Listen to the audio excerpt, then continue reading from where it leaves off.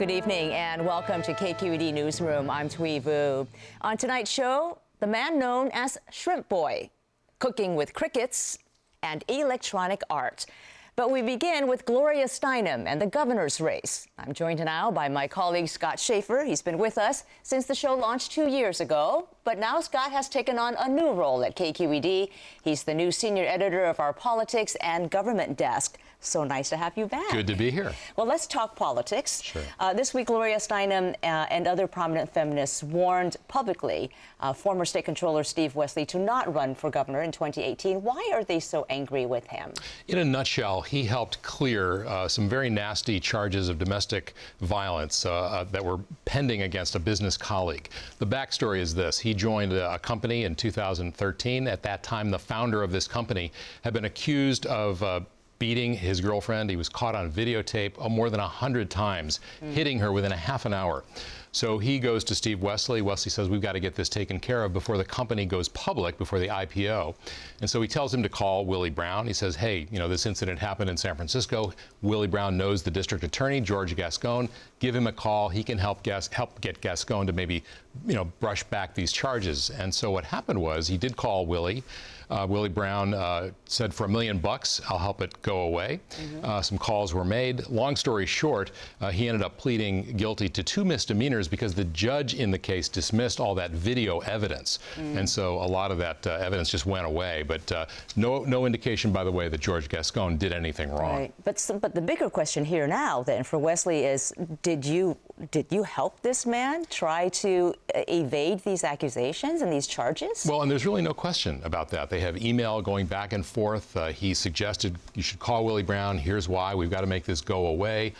When he finally pleaded guilty to so many lesser charges, he sent him an email saying, great news, congratulations. So this is, as you can understand, really infuriated feminists, including Gloria Steinem and others based here in San Francisco, and they're saying if you dare to run for governor, which he's been thinking about doing in 2018, we're going to make sure every voter knows about this. And how is Westly responding to the accusations? Well, he acknowledged, he hasn't been talking, but in a statement, he says, look, we did the right thing. As the board, we fired this guy after he pleaded guilty to these misdemeanors. He says, I've been an advocate for women and girls. I created a foundation with my wife 10 years ago, but feminists aren't buying it. They are calling that even crass and saying, you know, we're not impressed, basically. So bottom line, do you think he will still run? Well, he thinks he's got a place in the primary because he's sort of a moderate Democrat, and in this new jungle primary that we have, the top 2 finishers go up against each other in November. And so I think he feels that if he can get in that top 2, that as the moderate Democrat, he might attract votes from independents and Republicans. So the short answer is, yeah, he seems to still be interested. Okay. Well, let's turn to Congress for a moment, because just this week, Sam Farr, the longtime Democratic congressman representing Santa Cruz and Monterey, announced that he is retiring at the end of his term. He's extremely popular in his district, was reelected with 75% of the vote last year. Why is he stepping down at this time? You know, I think only in politics, when someone retires at the age of 74 or 5, do we say, why is he retiring? You know, he's been there a long time. It's hard being a Congress member from California because you have to go back and forth every week. It's a long flight. And when you're in Monterey, there's no direct flights. So it's tough. Also, you have to think the Democrats are in the minority party now. There's very little likelihood in the near future that's going to change.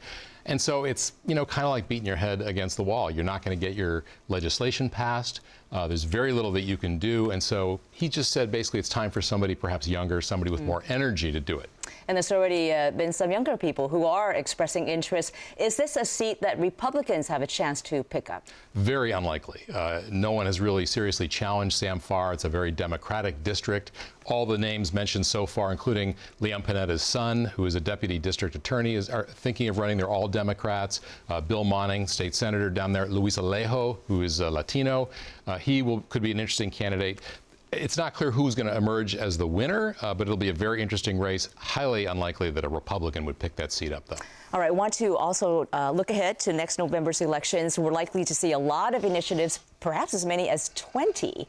Why is that? Yeah, well, you know, there's never a shortage of ballot measures in California, but something's different this time around. Jerry Brown signed legislation saying that that requires all these ballot measures to be on the November ballot in a general election year. So in the past, all these ballot measures were kind of strung out over different elections, so they're all going to be on one ballot. Also, the threshold for getting something on the ballot is based on the number of people who voted in the previous gubernatorial election. Record low turnout last time, so you need fewer signatures to get something on the ballot. A lot of people are saying, well, I'll give that a shot. And so a lot of things in the pipeline. What are some of the top contenders that will make the ballot? Well, we know for sure there's going to be a referendum on the plastic bag ban. That's made it. But there's also likely to be a measure requiring porn actors to wear condoms during sexual intercourse. You can imagine voter research before they cast those votes. And then there's going to be marijuana legalization, perhaps. There's going to be, for sure, gun control measure that Gavin Newsom is pushing, a minimum wage measure. So lots of really hot-button issues that probably will draw a lot of people to the polls. Well, you have to ask, though. I mean, will this lead to voter fatigue, or will people actually vote on it? Sometimes when there's so many, people just say no, or Yeah. just skip them. Absolutely, and especially the more complicated ones, and some of the ones that are going to be on the ballot are going to have a lot of arcane kind of detail. People's, like you say, there's kind of a voter fatigue. People's eyes begin to glaze over as they make their way down the ballot to their 10th, 11th, 12th, 13th. They get more likely to vote no, perhaps. So you could see that, for sure. All right. Scott Shafer, our new senior editor of politics. Thanks so much. You bet. And now to the trial of Raymond Chow, the ex-con known to many as Shrimp Boy. Chow is on trial for racketeering and conspiracy to commit murder. Federal prosecutors say he was at the center of a powerful criminal enterprise in Chinatown. Chow's attorneys claim he's a changed man, devoted to community service, not crime. Los Angeles Times reporter Lee Romney has been following the case and joins us now. Lee, welcome. Thank you. So you were in the court when jurors were introduced to Chow. Tell us about that moment. Yeah, so the surprise was that Chow was going to be testifying, and he stood up from the defense table with a giant smile on his face, and he nodded and looked at the jury and said in English, "Good afternoon." And Sarah made it clear he's going to be testifying in English because they want to show the jury that he has some difficulties with tenses, things that could have led to some misunderstandings on the body wire recordings that are going to be so central to the case. And so let's talk about the government's case. Key to the witness list for them, it seems, would be a man named Dave Jordan, an undercover agent. Will he testify, and what are the points that he's likely to make? The prosecution made it clear that jurors are going to be hearing a lot from David Jordan. David Jordan was the cover name of the undercover agent who is really most central to the case. He was posing as an East Coast mobster, and it was Chow who introduced him to a whole bunch of people who ended up engaging in criminal activity with him, money laundering, all in the service of, racketeering, being part of this criminal enterprise, trafficking in illegal cigarettes and stolen liquor. And the government says it was Chow who was behind the entire thing. He was the sun, S-U-N, around which, these planets revolved. So that is their case. And what is the defense case then? Chow's attorney is Tony Serra, well known for his theatrical style in the courtroom. Yeah, so Tony Serra is basically sticking to the story that Chow is reformed. And so he told the jury, I'm going to be going to the exact same well of evidence as the prosecution, the same body recordings, body wire recordings. But while they say he was pretending to be innocent and reformed, and that he, oh yes, he said no, I don't want the money, but he took the money. Tony Serra is going to say, no, he was reformed. He liked the stakes and he needed the cash, but he never committed a crime, and he consistently said that he wasn't aware of what the crimes were being committed by these other people. So then how strong is the government's case here? Do you think they can connect all those dots? I think it's going to be tough to do it without, the reasonable doubt, and that's what Sarah is banking on. There's a separate part of the case, which is the most serious part, the murder charges, that he really arranged the murder of Alan Leong, his predecessor at the Chikung Tong, and that he conspired to arranged the murder of somebody else. In that case, they also have a problem because of the characters who are going to be testifying are doing it in exchange for leniency, and they all are, Sarah will say, are not credible. The prosecution has to show that, that he did these things, that he was aware, and that he was behind it all. And they have to do it beyond a reasonable doubt. This case against Chow was part of a multi-million-dollar sting operation that lasted 5 years. It had already led to guilty pleas by ex-state Senator Leland Yee, along with other defendants. To what extent do you think is the government's focus on Chow and its tactics on trial here?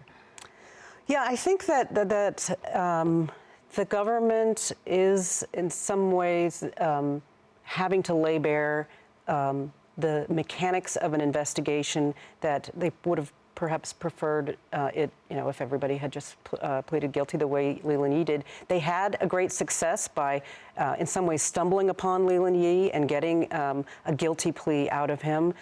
So they've been successful in that regard. But the tactics, the amount of money spent, the years spent trying to get Chow, I think that the defense is going to try to get as much of that in as possible. Millions of dollars, on the actual money that went to commit the crimes, as well as, fancy dinners and a $20,000 Rolex watch. And Sarah's going to be focusing on that. Yeah, and the prosecution will have to justify that. Just real quickly, what can we expect next week in the trial?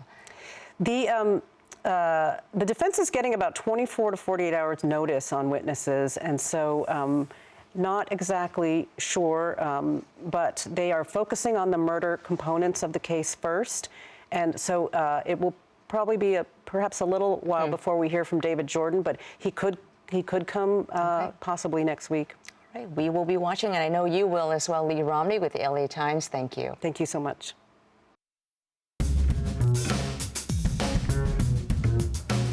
We are introducing a new segment about big ideas that could change the way we live, work, play, and even eat. To kick things off, we're talking to two people who think the future of food involves insects. Joining me are Sean McDonald of Bitwater Farms, which helps to develop and finance new cricket farms, and Leslie Ziegler, co-founder of Bitty Foods, which sells flour and baked goods made from crickets. Welcome to you both. So Leslie, I'll start with you. I have to ask, why crickets? Why not crickets? They have a great brand, right? If you're going to start with any insect, crickets recall warm summer nights. It's chirping, it's cute, it's not, it doesn't sound very threatening. But they don't imply tasty. Well, that's only because you haven't tried them yet. We'll fix that. Okay.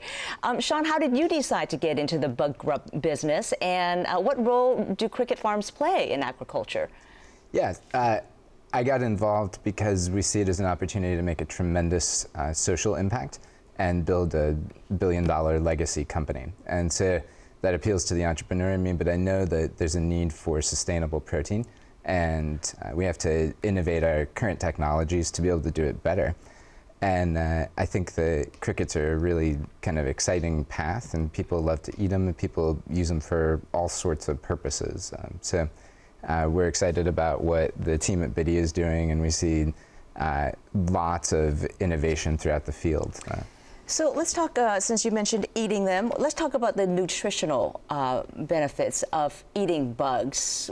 Are they a good source of protein? They sure are. Yeah, they're just as good as eating beef. So they have more fiber than most other protein sources. They're actually very nutritionally complete. It's not just about protein. So they've got the same amount of omega-3s as fish. They have more iron than spinach, and that's pretty incredible. So we really see it as a way to, we get really excited. We have a patented flour that we've developed that is, much more nutritionally complete than an all-purpose flour would be. Oh, so you're grinding them up into flour and not serving the whole cricket? Oh yeah. Oh yes, so we actually, our whole kind of thesis is that, for most people, the visual barrier is really what keeps them from wanting to try crickets or any insect really. But by toasting them and grinding them, it's a lot like making coffee, and then mixing it together with other ingredients, to make a flour that can be used for sweet or savory purposes. It's really tasty.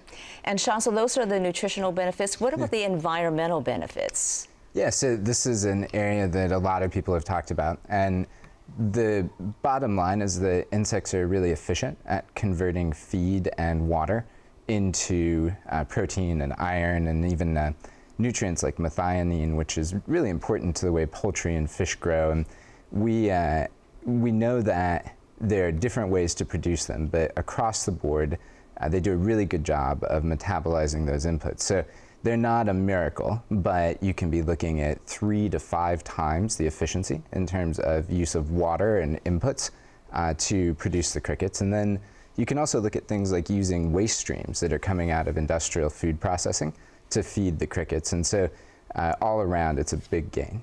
I had read that a pound of beef takes 2,000 gallons of water and 25 pounds of feed to produce. By contrast, crickets, how much less water and feed does it take? It's about a gallon of water to get to 1 pound of cricket protein, which is pretty incredible. And just for context, it takes 1 gallon of water to make 1 almond. So, compared even to nuts and plants, it's quite efficient. So all of this sounds good, but you've heard the critics, people who contend that these claims are really over-exaggerated for businesses that simply want to make a profit. How do you respond to them, Sean? Well, I think we have to be careful about how we talk about it and be realistic about what the gains are. So this is not a magic bullet kind of thing where crickets are 500 times more efficient than the current alternatives, but they're easily 20, 30, 40% better.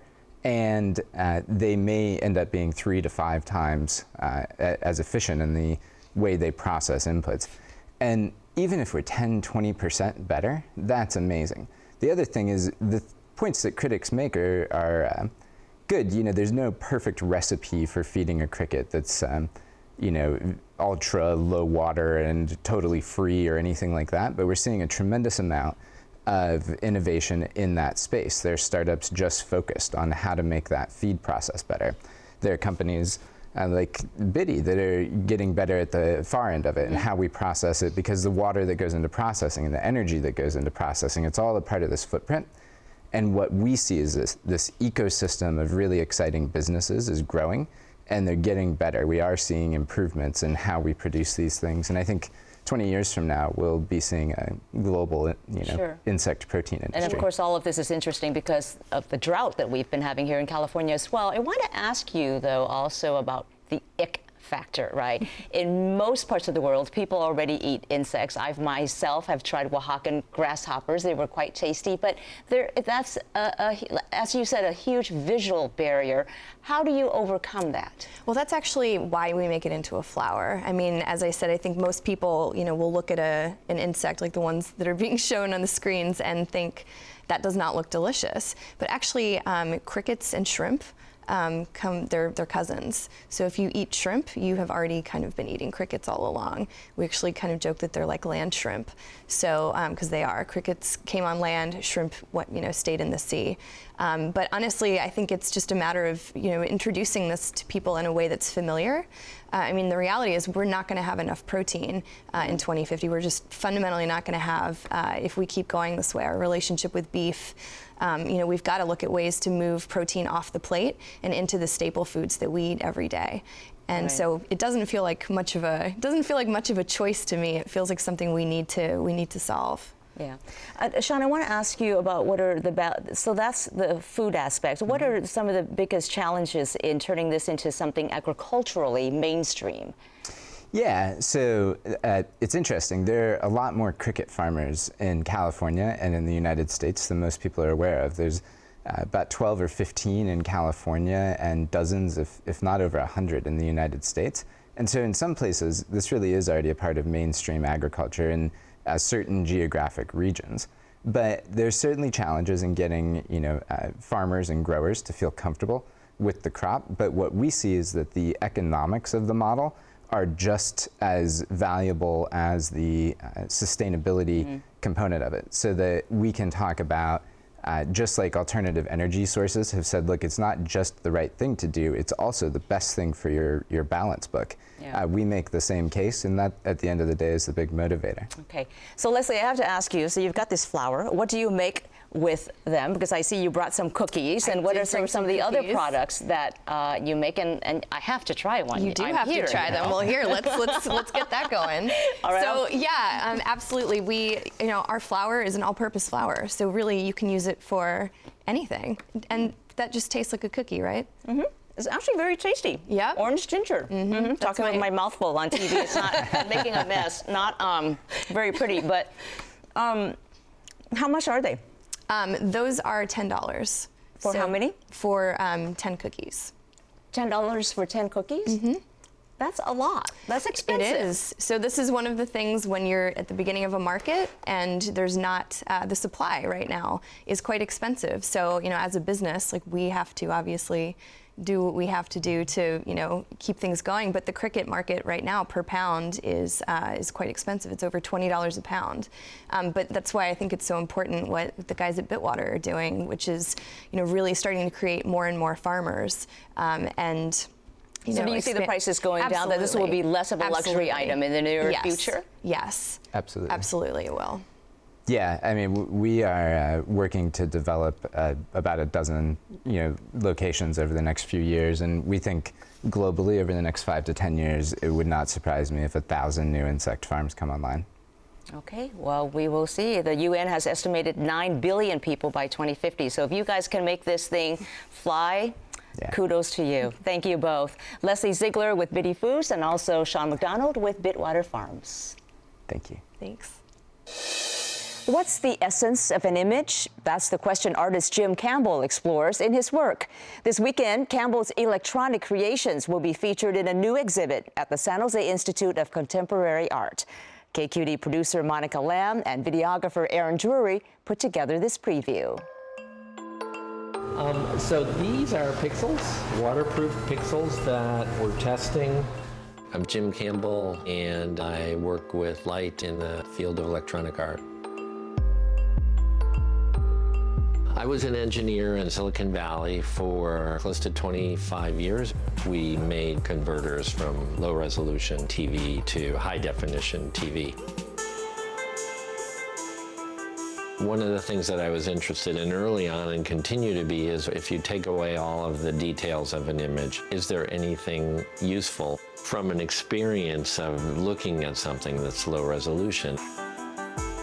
Is there some sort of essence that can be found in taking an image and getting rid of most of the information and just leaving a little bit there? My day job was high definition TV, and my artwork went the other way. Is it possible that it has different optical characteristics? I'm sure it does. A lot of the stuff that I do does start out as an experiment, a perceptual experiment. These are home movies found on eBay from the 1950s. They could be my home movies, they could be pretty much anyone's home movies from the 1950s. There's no projection. Each of these little black circuit boards is a pixel, and they're suspended such that they all merge together to create an image reflected off of the wall. There's this kind of optimal distance where all of the light, as it's coming out in a cone, mixes with the light next to it to create this smooth, soft image. This starts out as about 2 million pixels, and there's only 500 left. I'm kind of limited in what kind of imagery I can use for these low-resolution works. It needs to be very simple and have a simple background. Like Jane's Pool, for example, we shot that from above. The bottom of the pool being the background, very simple. I had the kids wear black for that so that they would silhouette.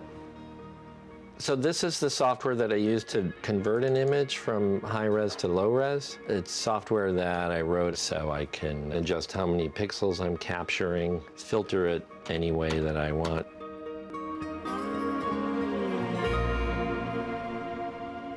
That's my favorite mosaic. It's a Chagall mosaic. It's incredible. That's another old Roman mosaic, and that's that same mosaic filter. Isn't that kind of amazing? So that's what it looks like from far away. So about 2 years ago, I went to Rome with a friend, and kind of the goal of that trip was to look at the original pixels, because if you look at mosaics, they have a lot in common with what we think about as a picture element, which is what pixel stands for. I learned a lot from photographing in detail ancient mosaics. They actually resolve quite astonishingly by looking at them from far away. They go from being a cartoon to actually being a person. You could say, oh, I know that person, kind of thing, and it's kind of shocking. The largest project that I've done to date is at San Diego Airport. It's 750-foot long sculpture. It's 37,000 individually suspended glass spheres.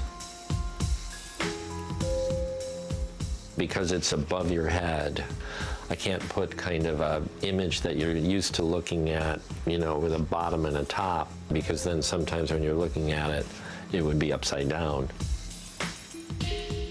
I ended up choosing swimmers, almost like a swimming lane in a pool, though I specifically worked with swimmers who were not professionals.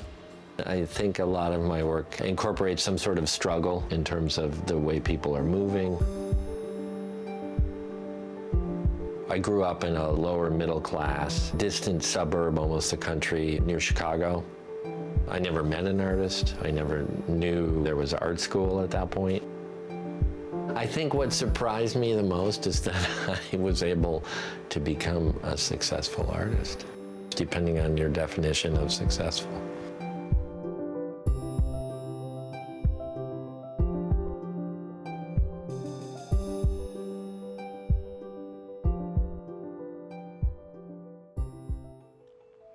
Art in Motion. And you can find out more about Jim Campbell's upcoming exhibit at kqed.org/arts. I'm Thuy Vu. Thanks so much for joining us.